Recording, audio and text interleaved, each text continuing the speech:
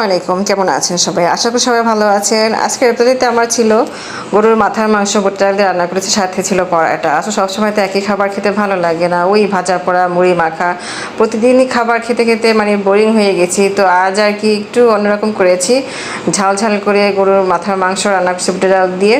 তো এভাবেই চলতেছে। শরীরটা একটু খারাপ ছিল, ভালো লাগছিল না কোনো কিছু করতে, তারপরও যেহেতু করতে হবে, খেতে হবে, তাই করলাম আর কি।